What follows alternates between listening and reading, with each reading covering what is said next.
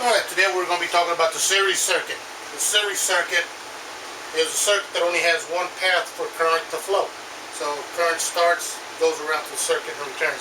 Voltage goes around, comes back around, back to the source.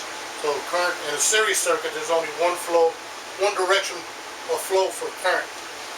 How does voltage work? Voltage is trying to get from a negative state to a positive state. So our current, there's only one flow for current. For our current, no matter where we go across this circuit, current or amps are the same. Current or amps are the same.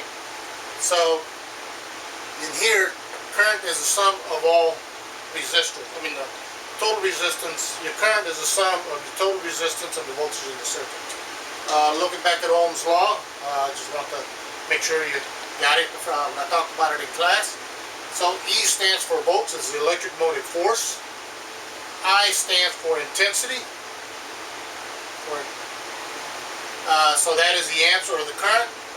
And then R is a resistance. It is measured in ohms. O-H-M.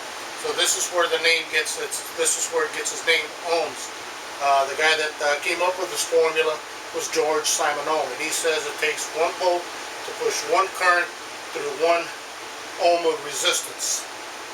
1 times 1 equals 1. Or 1 divided by 1 is 1. And then this one is power wheel. It's got the power law. This is watts, again amps, and my volts. I'll get to that as we start going. Okay, so we talked about that in class. As one direction of current flow. So I said my current is the sum of all resistors and the voltage.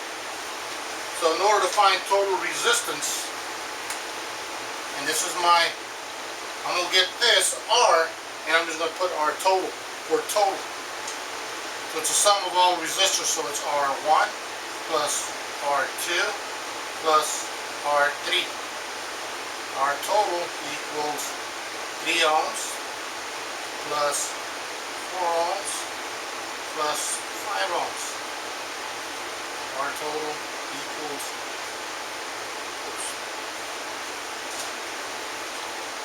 upside down 5. Sorry, I need the upside down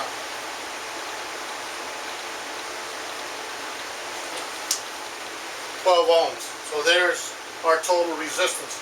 Now to find our current, I, okay, how do we use this? I want to find volts. I cover the E. They're side by side. Multiply. If I'm trying to find my I, my current, and then E's over the R, what do? You divide. If it's 1's over the top, you divide. They're side by side, you multiply. So if I want to find I, the current, it's E divided by R. If I'm trying to find resistance, it's E divided by I. Okay? So I'm trying to find current. So my current equals E divided by R total. Why? Because it's the sum of R total. Because these are all, the current's got to go across each resistor. I equals 24 volts divided by 12 ohms. I equals 2 amps.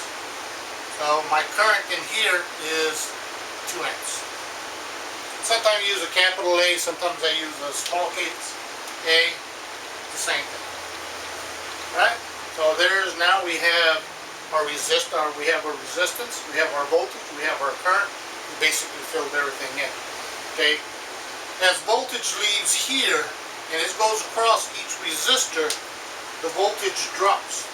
When the voltage gets back to the source, back to here, it wants to be at 0. It's going to be at 0. So we got a balanced circuit. So it goes, doesn't work, it goes back to the source. Goes, doesn't work, and returns back to the source. When we talk about the 60 cycles, if it's a 60 cycle system, it's doing it 60 times a second.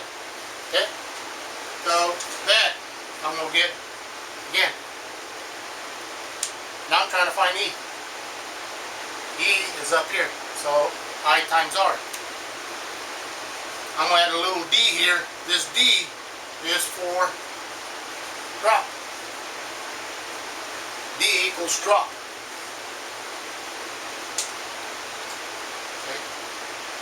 T equals total. So D equals my voltage drop. So now I'm going across here. My amperage does not change because no matter where I clamp it, if I get my amp probe back clamp it here, here, here, here, or here, my amperage would be the same at 2 amps. My amperage would be the same as 2 amps. It doesn't matter where I clamp it because the amperage is the same through the whole circuit. So as my voltage comes out here, 24 goes through, so it'd be 3 times 2. This is my resistance, and this is my amperage. ED equals 6 volts. So I'm dropping here, I'm minus 6 volts. Okay, I'll come over here. ED equals 4 times 2. ED equals 8 volts. So I'm dropping 8 volts when I get across here. Okay? Then it goes around, come up here, ED. Whatever's left over is going through that last resistor, 5 times 2, and that is 10 volts. So 6 and 8 is 14 and 10 is 24. That is our applied voltage. Okay, that is our applied voltage. That's a series circuit. Now let's go to the watts. How would you find watts in this circuit? Okay, to find watts in the circuit is very easy. It is your total resistance and your total voltage. Okay, so up here to find watts, because we're trying to find the total. So this one, we're trying to find the total. Let me get a different color here. So P total equals RT. Oops, I'm sorry.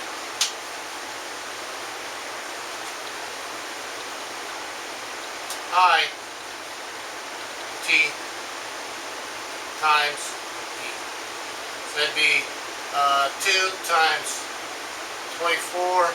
So my P would be 48 watts. Equals 48 watts. Okay.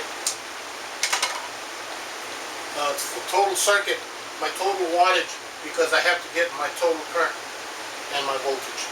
So my total watts. If it was parallel, it'd be a little bit different. So when we get to the, I won't do a video on parallel, that would be there.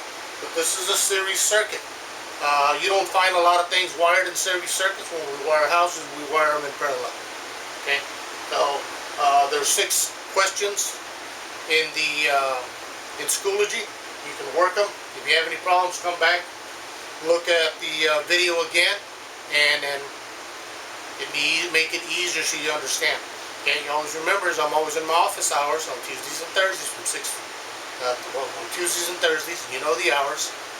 Morning it's 9 to 11. Afternoon it's 6 to 8. All right. If you have any questions, you can ask me then, or send me an email, or when we're in class. All right. On to the next video.